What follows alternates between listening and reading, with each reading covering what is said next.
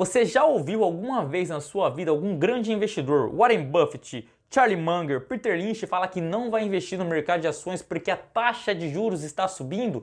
Não, meu irmão, você nunca ouviu isso, porque é justamente nesses momentos que as ações mais sofrem e apresentam as melhores janelas de oportunidade para fazer investimentos pesados. Peter Lynch, ele foi sem sombra de dúvida um dos maiores investidores, maiores gestores de fundo de investimento que a gente já viu. Ele conseguiu um retorno de 29,2% ao ano entre os anos de 1977 e 1990. Só para você ter uma ideia, o Warren Buffett ali desde 1970 ele conseguiu 20% de retorno, né? Só que o Buffett, ele ainda está investindo, né? O Peter Lynch parou em 1990, mas é uma performance incrível, né? Incrível mesmo, cara. E o Peter Lynch, ele é muito conhecido pela sua forma muito simples de fazer investimento em ações, né? Inclusive tem o livro dele chamado O Jeito Peter Lynch de Investir. Eu comprei a versão em inglês que tá para chegar amanhã, eu acho, e vou reler esse livro agora em inglês. Mas é muito importante você entender como o Peter Lynch ele pensa, porque ele foi um dos maiores gestores de fundo de investimento que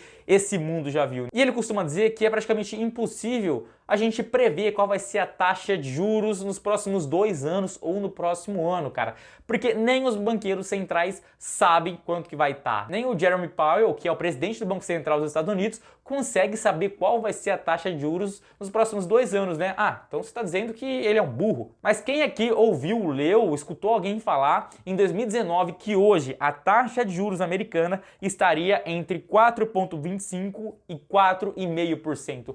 Ninguém, você não ouviu ninguém falar isso. Você ouviu alguém falar que em 2019 a taxa Selic atualmente estaria em 13,75%? Não, você não ouviu porque, cara, ninguém falava isso. Então é impossível a gente saber qual vai ser a taxa de juros dos próximos anos. E é até engraçado porque hoje, se você abrir qualquer site de mercado financeiro, você vai ver manchetes. Como investir num ambiente de taxa de juros mais alta, ou como investir durante uma recessão econômica. Mas o grande ponto é que você deve ignorar tudo isso. Por quê? Porque o jogo, meu irmão, o jogo não é esse. E só para você ver como você não deve investir baseado nessas premissas de quanto será a taxa de juros, vai ter recessão, não vai ter recessão, só para você ver como é idiotice você pensar dessa forma, em 2007, antes de estourar a crise financeira global, a taxa de juros americana estava em 5,25%. E foi o motivo que desencadeou a grande crise financeira global, né? De forma irônica, foi o aumento de juros que causou a grande quebra do mercado. E em 2007, agosto de 2007, as ações do Mercado Livre estavam custando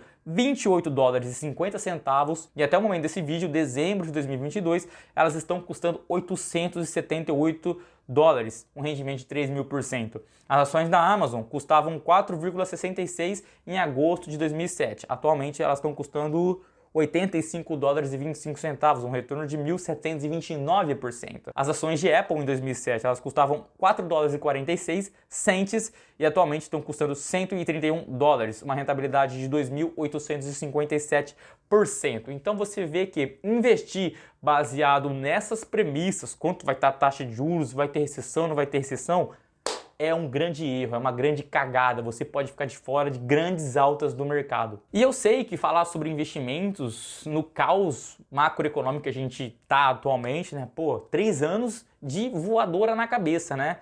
Pandemia, lockdown, dinheiro de graça para todo mundo, aí depois a gente teve inflação, reflexos do lockdown, faltando suplemento. Eu moro na Inglaterra, cara, não tem ovo para comprar aqui, meu irmão. O bagulho tá louco. E aí você vê guerra na Ucrânia, a gente vê aí recessão, a gente não sabe até quando que vai tudo isso, então tá uma parada muito doida, né? E a gente pode ver que o mercado de ações está sofrendo bastante, então eu falar de investimento nesse cenário pode parecer loucura, né?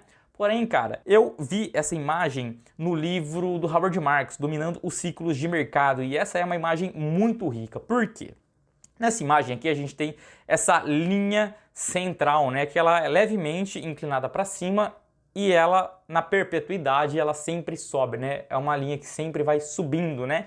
E essa linha, ela representa o que seria a racionalidade do mercado, ou, entre aspas, o preço justo de qualquer coisa, né? O que acontece aqui? A gente pode ver que existe uma outra linha, né, de topos e fundos. E essa linha que tem essa variação, ela representa os ciclos do mercado, ou seja, como a gente está em determinado período, né? Tá um ciclo onde as coisas estão precificadas mais para cima ou sobreprecificadas, ou é um momento onde as coisas estão mais pessimistas, né? Subprecificadas. E aí a gente começa a fazer algumas comparações com a nossa situação atual, né? Pô, esse ponto C dessa imagem talvez seja 2018, 2019, 2020, onde os mercados estavam uma euforia total. Aí 2020 teve a pandemia, o lockdown, dinheiro de graça para todo mundo. Então o mercado que caiu bastante, ele voltou muito rapidamente. As ações atingiram um novo pico. A gente teve vários problemas no mercado por conta desse dinheiro de graça. Teve short squeeze nas ações da GameStop.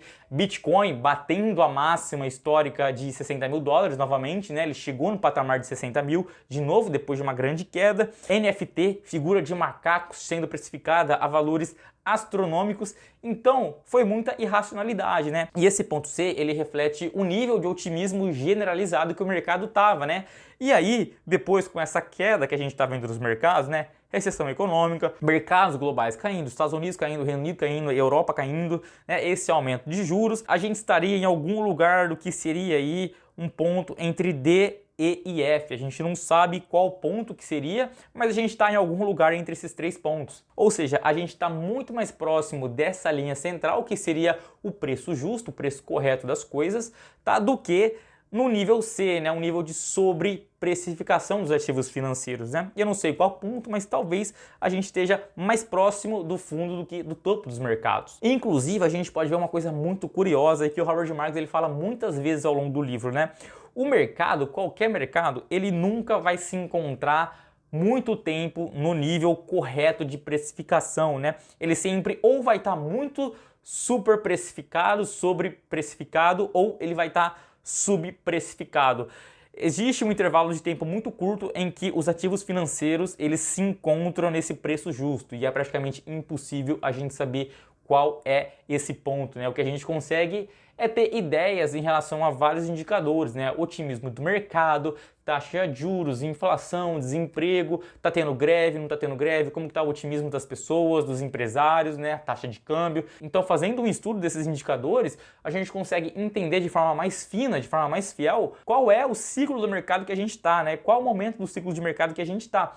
É uma tarefa difícil, praticamente impossível a gente acertar, mas o mais importante não é a gente acertar qual vai ser o fundo do mercado ou qual vai ser o topo do mercado, é a gente identificar qual o momento do ciclo, o momento de baixa, o momento de alta e fazer investimentos. Por quê? Se eu investir agora no mercado e a gente está no ponto D dessa imagem, eu estou muito mais próximo do que seria o valor justo do que se eu tivesse investido no ponto C. Então, eu já estou fazendo um bom negócio. Agora, se a gente está no ponto E, eu estou fazendo um negócio ainda melhor. Ou seja, estou pagando muito mais barato pelas coisas do que de fato elas valem. No ponto F seria o melhor dos mundos, mas é praticamente impossível a gente conseguir encontrar.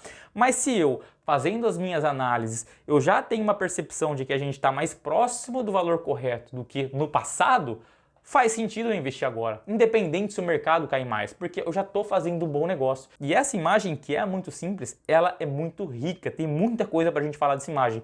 Eu poderia ficar falando sobre ela por muito tempo, assim como o Howard Marks faz no livro dele. Só que, pô, esse vídeo aqui ele tem que ser um vídeo curto. Então, a nossa tarefa como investidor é ignorar qualquer tipo de otimismo ou pessimismo que a gente encontra no mercado, né? É claro que a gente tem que avaliar isso, só que a gente não deve basear as nossas decisões de investimento no que a gente lê, né? Na recomendação de alguma pessoa, no que o influencer de finanças está falando. A gente tem que pegar o que essas pessoas estão falando, os artigos que a gente lê e sintetizar a nossa própria tese de investimentos, saber se aquilo faz sentido, se não faz sentido, porque só assim eu vou estar de fato sabendo o que eu estou fazendo com o meu dinheiro, né? E o Peter Lynch, né, citando novamente ele, eu gosto muito da forma como ele investe porque é uma forma muito simples, né? E ele tem uma frase muito importante que ele diz que se você investir no mercado de ações com o dinheiro do casamento, com o dinheiro da escola dos seus filhos, com o dinheiro da hipoteca da casa, da viagem que você vai fazer nos próximos 3 anos, cara, provavelmente você vai perder dinheiro e você vai sair do mercado. É muito difícil a gente saber como será a performance do mercado, principalmente no curto espaço de tempo, né? Quanto mais curto o espaço de tempo, mais imprevisível se torna.